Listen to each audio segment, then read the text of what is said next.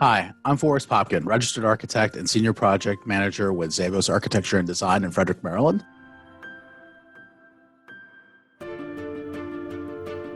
The market for properties has been changing. Obviously, 2020 has been quite a time for everybody for different reasons.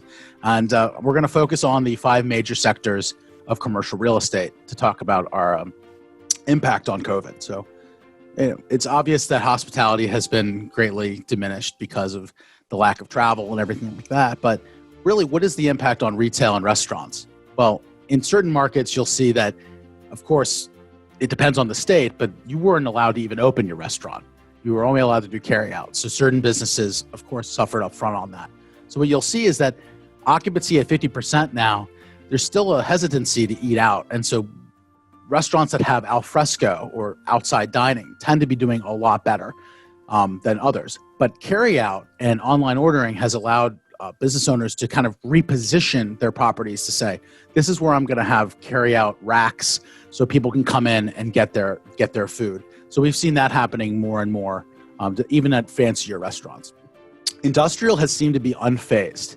Basically, it's the only sector that, if anything, has grown over the 2020s, just because of the demand for space, and particularly in our market here in Maryland, where there's no more land really to develop on. You have a limited amount of warehousing space. You're going to see that tenants are actually leasing properties prior to even needing them because of increased potential demand. As we have more and more grocery stores offer order online to get that stuff delivered, they need to showcase and warehouse their items.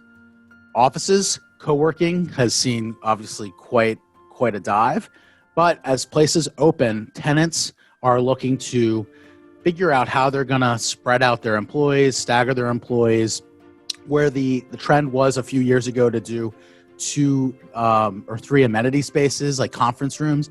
Now the idea is focused on how do you get up to your floor safely without touching anything in the lobby. And you're going to see that a lot of these landlords have been very agile. Medical spaces, however, lab spaces, these leases haven't changed at all given their market need. Multifamily, our particular firm hasn't seen any drop in any activity. In fact, it's been just as busy as ever.